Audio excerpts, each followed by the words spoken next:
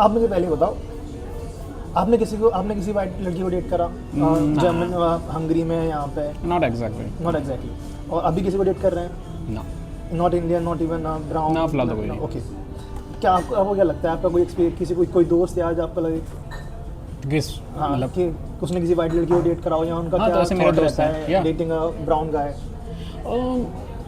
मुझे नहीं लगता कि ऐसा कोई बहुत ज़्यादा उनमें की है कि हाँ ठीक है कि मुझे इंडियन से करना या नहीं करना। जैसे वो नॉर्मली बाकी लोगों को डेट करते हैं, वो उनको भी डेट करती है। ब्राउन लोग को भी कर लेते मेरे को लगता नहीं कि उसमें कोई बहुत ज़्यादा डिफरेंस है। बस आप क्लिक करने चाहिए। अगर आप क्लिक कर रहे हो किसी के साथ तो वो तो हमारा इंडियन के साथ। इट्स नॉट लाइक ये ब्राउन है मैं इसे डेट नहीं करूँगा, ऐसा कुछ भी नहीं। जो मुझे नहीं लगा यार, क्योंकि इंडिया में तो बहुत ही ज़्यादा कि जब मैं रिसेंटली यहाँ पे आया था तो लोग का बहुत ही रहता है कि अरे भाई तू तो यूरोप जा रहा है, वहाँ तो गोली बन गया। क्योंकि वो बॉलीवुड ने बहुत दिखा रखा है ना कि आप पहली बार कहाँ पर किसी से आई कांटेक्ट होगा, फिर दूसरा सीन आपका ऐसे ही होगा कि आप हाथ में हाथ डाल के घूम रहे हो, तो ऐसे लोगों को लगता है कि भाई तू तो वहाँ जाएगा गोली बंदियाँ मिलेंगी।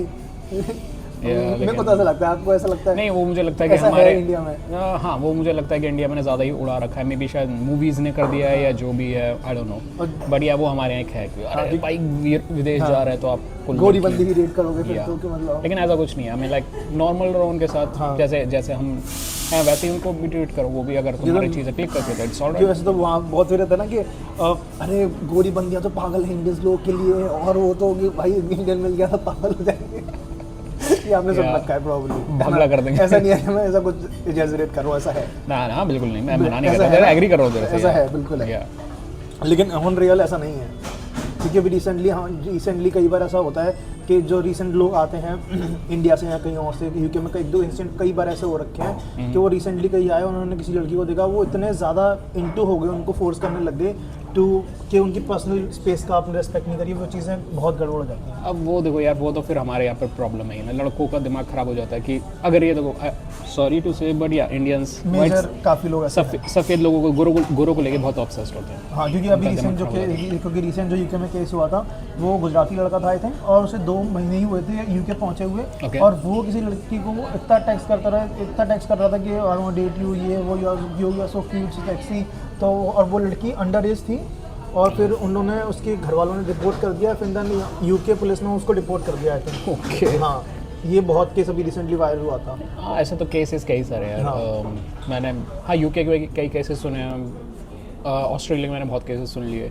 क्यों ऐसा लगता है कि वो सामने से गोरी बंदी आपको हाई लो कर रही है तो like she is into you, ये अच्छे से आपसे बात कर लेती है, like she is into you, पर वो बस फ्रेंडली होता है। बट वो उनका कल्चर है अच्छे से बात करना, हाई लो करना। ऐसे बहुत सारे लोग हैं, मतलब आप काम पे किसी से में आप कहीं काम कर रहे हो, आप पार्ट टाइम जॉब करते हो या कहीं प्रोफेशनली जॉब कर रहे हो, कोई गोरी बंदी आपसे बहुत अच्छे से बात कर रही है, बट इट डजंट मीन कि वो ऑफिस के बाहर ही आपसे उतने अच्छे से बिहेव करे। हो सकता है आप उसे ऑफिस के बाहर मिलो, वो हाई लो भी ना करे। इट्स लाइक अगर आप वो काम पे हैं तो आपकी दोस्ती वहीं तक है। तो ये बहुत ज़रूरी है समझना कि आपको दूसरे इंसान का भी प्राइवेट स्पेस की रिस्पेक्ट करनी पड़ेगी, जो हमारे इंडिया में शायद लोग इतना केयर नहीं करते।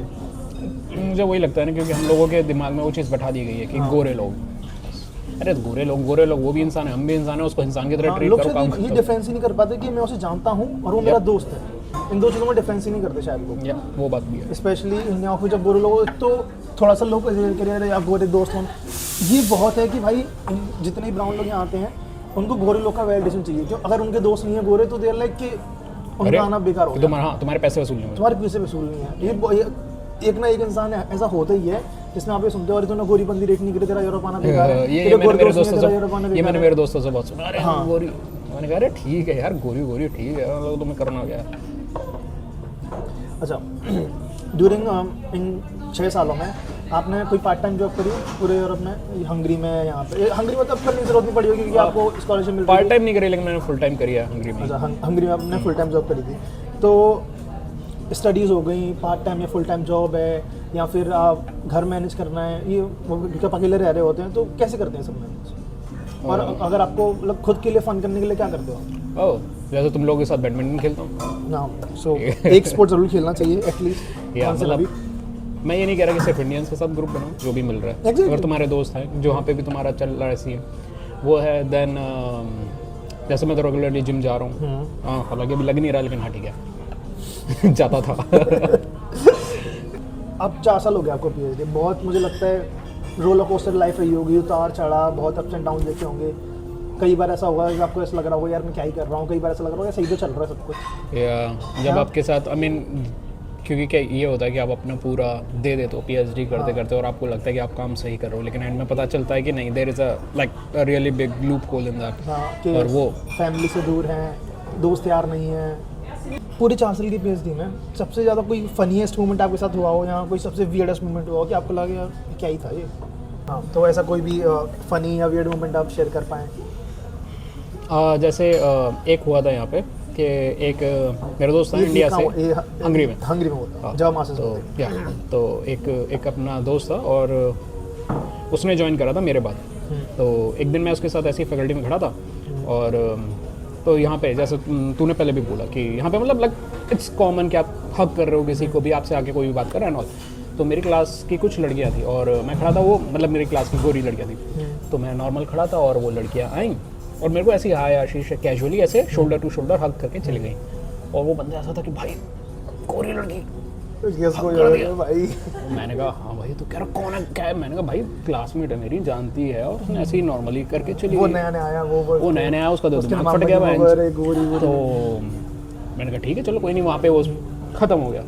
फिर अगले दिन मैंने उसका उस वो लाइक ये चीज़ नोटिस करो कि वो बंदा उस बंदी का नाम तक नहीं जानता है।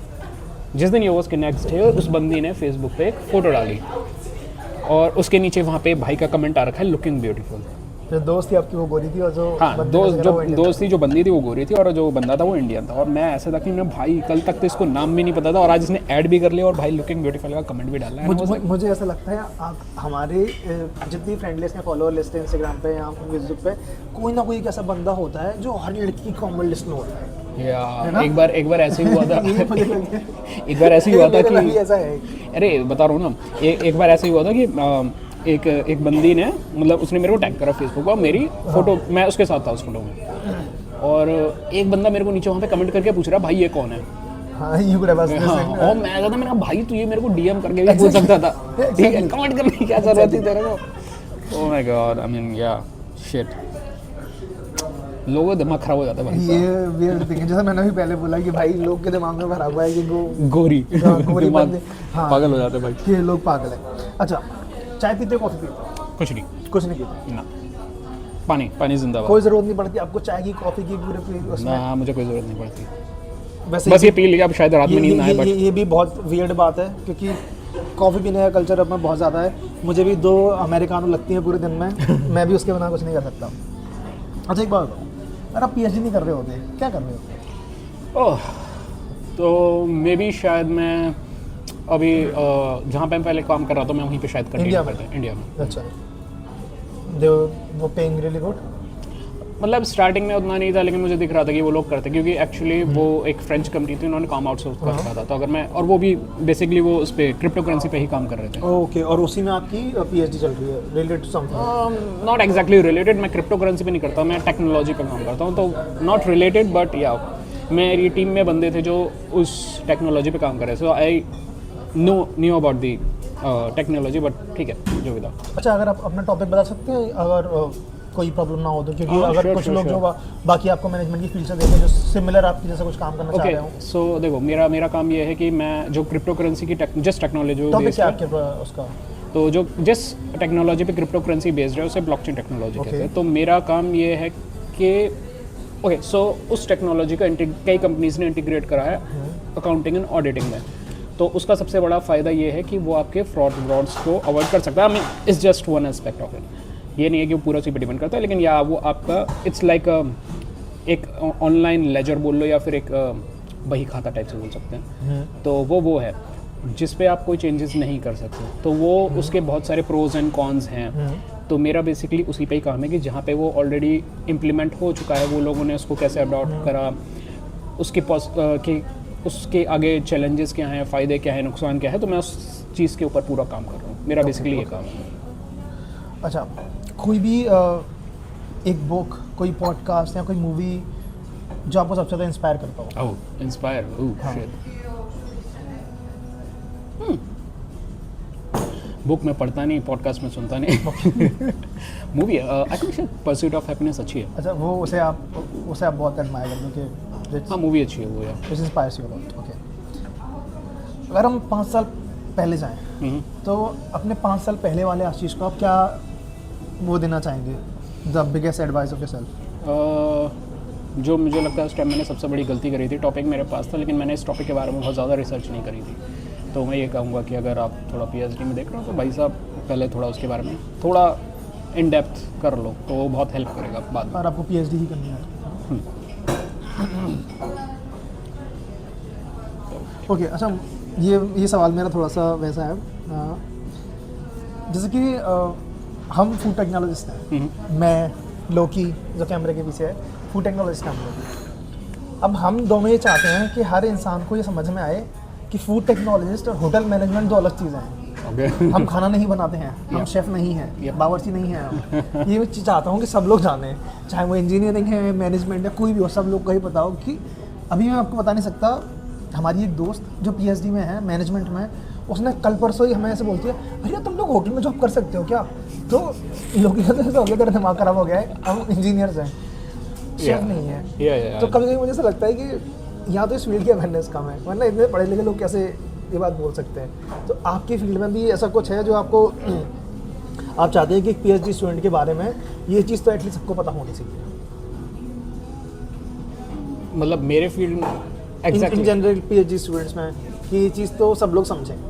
और जैसे दूसरा मेरे साथ ये होता है कि जैसे मैं बोलता हूँ कि मैं ब्लॉकचेन टेक्नोलॉजी पे काम कर रहा हूँ, अकाउंटिंग और ऑडिटिंग पे, तो लोगों को लगता है कि मैं प्रॉपर अकाउंटेंट बन गया या फिर ऑडिटर बन गया, लेकिन मैं वो नहीं हूँ। मैं फिनटेक से रिलेटेड काम करता हूँ, लेकिन वो दो डिफरेंट स्टोरी है। तो बेसिकली आप चाहते हैं सबको समझना चाहिए कि मैनेजमेंट में पीएचडी करने वाले बच्चों का बस ये नहीं है कि आप मार्केटिंग करोगे या सेल्स करोगे, उसके अलावा भी बहुत सारी चीज़ होती है, वो हमें पता भी नहीं क्या क्या होता है। अच्छा, अगर कोई भी बंदा इंडिया से या फिर साउथ ईस्ट एशिया से या कहीं से भी आना चाह रहा है यूटीबी में मैनेजमेंट की स्टडीज़ के लिए या किसके लिए, तो आप क्या एक सबसे बड़ी उन्हें टिप देना चाहेंगे?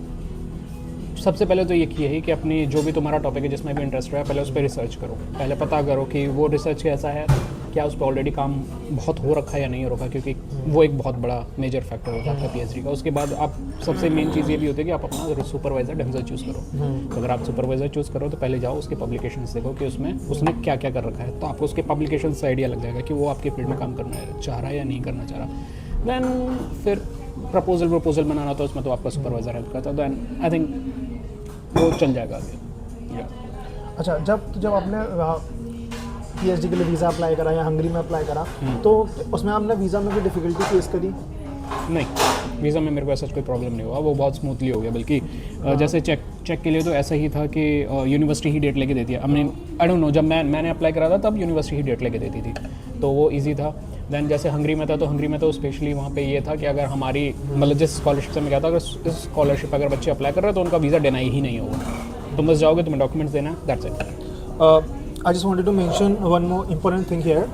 कुछ दिनों पहले मुझे एक लड़के का टेक्स्ट आया जो इंडिया से था और चेक रिपब्लिक में अपनी मास्टर्स के लिए अप्लाई कर रहा था। उसे ये बात पता ही नहीं थी कि स्टूडेंट रिजीम नाम का कोई कॉन्सेप्ट होता है। एक कॉन्सेप्ट होता है स्पेशली इन चेक रिपब्लिक, एक स्टूडेंट रिजीम नाम का कॉन्सेप्ट होता है। उसमें क्या होता है कि यूनिवर्सिटी ही आपको एम्बेसी में अपॉइंटमेंट की डेट दिलाती है और आपको बस वहाँ पे जाना, अपने डॉक्यूमेंट सबमिट करने होते हैं। और बेसिकली ये जो रूल अभी इस समय एप्लीकेबल है वो सिर्फ इंडियंस के लिए एप्लीकेबल है, और वो भी आपकी बैचलर्स खत्म होने के विदिन 3 ईयर्स।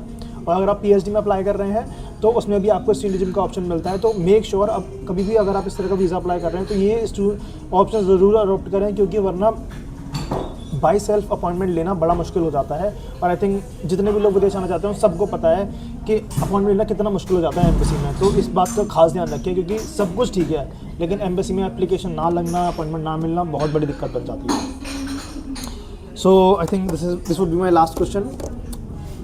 अगले कुछ हफ्तों में आप डॉक्टर आशीष सिंह हो जाएंगे मे बी महीना। तो हाँ, तो क्या सेलिब्रेट करेंगे, क्या प्लान है, कहाँ जाने का मन है? I don't know, may be कोई शॉर्ट ट्रिप आसपास। अच्छा, आई डोंट नो। एक ओवरऑल कैसा एक्सपीरियंस रहा अब तक आपका यूरोप में? आपने कितना ट्रैवल करा, आपको क्या चीज़ें पसंद आई, क्या चीज़ें नहीं पसंद आई? अगर तुम यूरोप आ रहे हो, अगर कहीं पीएचडी करने जा रहे हो, जो भी है, मुझे जो यूरोप में सबसे सही लगता है कि आपको वीज़ा जो मिलेगा या फिर जो आपको परमिट मिलेगा वो शेंजन मिलेगा। Schengen, so basically Schengen is like a group of 26-27 countries, 28 countries या। तो बेसिकली एक वीज़ा पे आप इतने सारे कंट्रीज ट्रैवल कर सकते हो, तो आके घूमो। बेसिकली मैं तो यही कहूँगा, जितना ट्रैवल कर सकते हो उतना ट्रैवल करो, वो सबसे बेस्ट पार्ट है। उसके बाद लोगों से मिलो, लोग बहुत अच्छे हैं। और या खाना भी ट्राई करो अगर कर सकते हो तो। हाँ, मतलब अगर आप वेजिटेरियन नहीं है तो, और वेजिटेरियन हो तो भी कर सकते हैं। वेजिटेरियन में भी ऑप्शंस हैं, you have less Yeah. Options. लेकिन बस या so thank you so much Ashish भाई। मैं बिल्कुल आशीष sir. भाई का ईमेल और इंस्टाग्राम डिस्क्रिप्शन में मेंशन कर दूंगा, ताकि अगर आपको इनकी फील्ड से रिलेटेड कोई भी सवाल पूछना है कि किस तरह से इस फील्ड में आया जाए, किस तरह से सुपरवाइजर सर्च करते हैं, क्या प्रोसेस रहता है, तो आप इनसे पूछ सकते हैं। सो थैंक यू आशीष भाई okay, for your no time. Problem bro, thank you.